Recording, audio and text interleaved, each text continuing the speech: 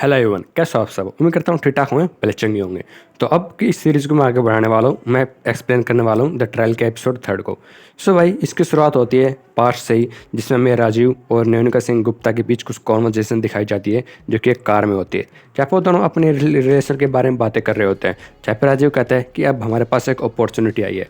Actually उसको एक job लग जाती है, जो कि जज की जॉब होती है। उसका स्टार्टिंग पॉइंट होता है जहाँ पे अपनी बीवी से कहता है, न्योनिका से कहता है कि अब हमारी लाइफ बिल्कुल ट्रैक पे आ जाएगी। मेरे पास बहुत सी ऐसी अपॉर्चुनिटी आएगी जिनको मैं नहीं छोड़ूंगा। मैं फ़ॉरेन जाके घूम सकता हूँ, अपनी सैलरी की एक्सपेक्टेशन बड़ी कर सकता हूँ, अपने बच्चों की टेक केयर अच्छे से कर सकता हूँ, और बहुत से हमारे फ़ायदे होने वाले हैं।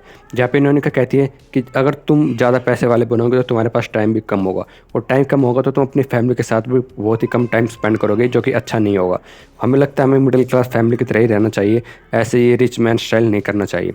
फिर हम आते हैं प्रेजेंट डे के दिन, जहाँ पे हमें दिखाया जाता है केस 0309 नंबर, जो केस होता है टोनी डिकुस्टा और जैस्मिन के बीच।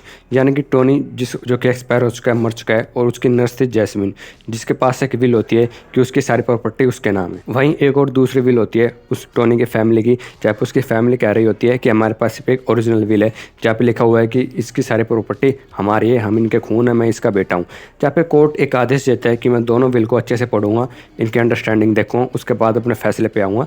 तब तक इस केस को आगे बढ़ाने के लिए कुछ डेट दी जाए। इसके बाद जब न्योनिका अपने घर पहुंचती है तो उसके पास से कॉल आता है, जो कि उसके हस्बैंड राजीव के दोस्त का होता है। जहाँ पे राजीव के दोस्त उससे कहते हैं कि तुम्हारे पास एक मौका है कि तुम्हें ये प्रूफ करना है कि 13 मई को जो राजीव था वो तुम्हारे साथ था, कहीं भी बाहर नहीं था। इस सब में प्रूफ कर सकते हैं कि वो कहीं भी बाहर नहीं था और तुम्हारे साथ टाइम स्पेंड कर रहा था, तो उसने कोई भी ऐसे इलीगल काम नहीं किया है।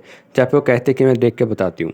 फिर वो कहती है, चेक करके बताती है कि हाँ वो हमारे साथ ही था, उस दिन मदर्स डे था और वो हमारे साथ टाइम स्पेंड कर रहा था, और उसने मुझे एक नेकलेस भी ला के दिया था। अब नेकलेस देखने के बाद वो कहता है कि तुम क्या मुझे इस नेकलेस की रिसिप्ट दे सकते हो, ये ज़रूरी है इस केस के लिए। जहाँ पे वो रिसिप्ट के बारे में बातें करती है तो जाती है उसी मॉल में, उसी ज्वेलर शॉप में जहाँ से उसने नेकलेस लिया था, और नेकलेस की रिसिप्ट मांगती है तो उसमें किसी और कंपनी का नाम होता है। या वो उस कंपनी के बारे में जानना चाहती है तो वो उसी दोस्त को फ़ोन करती है, उसके हस्बैंड के, और उससे कहती है कि ये बिल मेरे नाम पे नहीं है बल्कि किसी शैल के नाम पे है। जहाँ पे वो कहता है कि आई एम सॉरी, मैं तुमसे झूठ नहीं बोलना चाहूँगा, लेकिन ये शैल उसी की कंपनी का नाम है, और उसी की कंपनी के नाम पे ये बिल है, ये नेकलेस है, जो उसे बहुत ही हर्ट करता है। अब भाई वहीं दूसरी तरफ जो कि न्योनिका का ऑफिस होता है, उस ऑफिस के 3 पार्टनर्स होते हैं। पार्टनरशिप में वो ऑफिस होता है। एक होता है मालिनी, एक होता है विशाल जो कि न्योनिका का दोस्त होता है, एक होता है किशोर। अब किशोर जो कि थर्ड पार्टनर होता है, वो उस ऑफिस में आता है काफ़ी दिनों बाद, और वहाँ पे वो एक PIL फाइल अगेंस्ट करने की कोशिश करता है। एक्चुअली वो केस करता है 5G नेटवर्क्स की ओर से उनके अगेंस्ट, कि 5G नेटवर्क के कारण बहुत ही बर्ड पक्षियों के ऊपर ठेस पहुंच रही है। मैं ये नहीं चाहता 5G नेटवर्क्स को हटाया जाए। और ये बातें जब मार्केट में आती है तो विशाल और मालिनी जो कि उस कंपनी का हिस्सा होते हैं, वो कहते हैं कि ऐसा कैसे कर सकते हैं, ये हमारी कंपनी की रेपुटेशन एकदम नीचे गिर जाएगी अगर ये बात और भी ज़्यादा फैली तो। ये होने के बाद जब वो वहाँ पे आता है तो वो बहुत से क्लाइंट से बातें करता है, बहुत से लॉयर से बातें करता है। वहीं उसकी नज़र न्योनिका पे जाती है। वो उससे बातें करता है, उससे कहता है कि मैं एक PIL फाइल करना चाहता हूँ, क्या तुम मेरी मदद करोगी। जहाँ पे वो कहते हैं कि सर ये बिल्कुल बिल्कुल पॉइंटलेस है, हमें ऐसा नहीं करना चाहिए। जहाँ पे वो कहता है कि अब तुम मुझे सिखाओगी, तुम इतनी भी स्मार्ट नहीं हो। जहाँ पे न्योनिका उससे कहते हैं कि मैं जानती हूँ कि आप जो पिल्स खाते हैं वो दवाइयाँ आपके माइंड के लिए, ताकि आपकी मेमोरी सही रहे, लेकिन मैं किसी को ये बताऊंगी नहीं। जहाँ पे वो कहता है कि तुम मुझे धमकी दे रही हो इस बात की, अगर तुम ऐसा करती हो तो मैं तुम्हें एक ऐसे फाइल तैयार करके दूंगा जिसकी वजह से तुम जो लॉ के आसपास भी नहीं भटक पाओगी पूरी ज़िंदगी भर। जो सुनने के बाद वो थोड़ी डर जाती है। उसके बाद वो एक फ़ैसला लेता है किशोर, और उस सबके सामने असेंबली में स्टाफ के सामने कहता है कि मैं अपनी एक नई फर्म ओपन करना चाहता हूँ, जो मेरे साथ है वो वहाँ पे आ जाए, और मैं इस कंपनी को छोड़ना चाहता हूँ, और मैं देखता हूँ कि कौन है जो इस कंपनी को संभालता है मेरे बाद।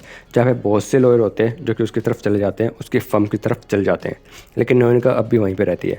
वहीं दूसरी तरफ न्योनिका की बेटी जिनके पास वो पेन ड्राइव हाथ लगी थी, उसके पापा के से रिलेटेड, इमेज से रिलेटेड, तो भाई वो चेक करती है उस इमेज को दोबारा, तो उसे भनक पड़ती है। उसे आइडिया लगता है कि ये तो एक एडिटिंग इमेजेस है, ये कोई रियल नहीं है। और वो अपने बाप से मिलके भी आई थी मदर्स डे के दिन, जहाँ पे उसको अच्छा लगा था। एक्चुअली उसके पापा का बर्थडे था और वो अपनी दादी के साथ मिलने के लिए उनसे जेल में गई थी, और वहाँ से मिलने के बाद आई थी। और ये बात जब न्योनिका को पता चला तो उसने अपनी माँ से कहा कि माँ ये सारे फैसले मैं लेती हूँ, आपने कैसे सोचा कि मैं इसकी इजाज़त दे दूँगी, और आप बिना पूछे ही मेरे बच्चों को उनके बाप से मिलाने ले गई। तो वहाँ पे उसे बहुत हर्ट होता है। और एट द एंड जो पॉइंट होता है उसमें हमें यही दिखाया जाता है कि किशोर जो है वो अपने सारे जितने भी लॉयर उसके साथ होते हैं उनको लेकर चला जाता है, और यहाँ पे मालिनी और विशाल रह जाते हैं अपनी एक छोटी सी टीम के साथ। उसके बाद एक मीटिंग होती है मोनिका की, किसके साथ, उसके असिस्टेंट के साथ, जहाँ पे वो प्रूफ करने में सक्षम होती है और उसे पता लगता है कि जो केस होता है टोनी डिकस्टुका का और जैस्मिन का, उसमें पता लगता है कि उसकी जो फैमिली है वो उसके मरने से 6 महीने पहले ही सारी प्रॉपर्टी अपने नाम करा चुकी थी और जो बची हुई प्रॉपर्टी थी वो उसने उस नर्स के नाम कर दी थी। सो यहाँ पे जो केस है वो पूरा सॉर्ट आउट हो जाता है। तो यहाँ पे हमारा जो थर्ड एपिसोड होता है वो ख़त्म हो जाता है। अगर आपको ये एक्सप्लेनेशन अच्छी लगी हो तो चैनल को सब्सक्राइब जरूर करना, क्योंकि मैं जल्दी लेके आने वाला हूँ इसके फोर्थ पार्ट की एक्सप्लेनेशन। आप इस सीरीज़ को बहुत प्यार कर रहे हो और मैं भी चाहता हूँ कि इस सीरीज़ को आगे बढ़ाता चलूँ। सो मिलता हूँ इसके अगले एक्सप्लेनेशन में, तब तक के लिए जय श्री राम। और अगर आपने इससे पहले इसका फर्स्ट सेकंड एपिसोड नहीं देखा, एक्सप्लेनेशन नहीं देखी है, तो ये मेरी प्लेलिस्ट में है, आप जाके वो भी देख सकते हो ईजिली।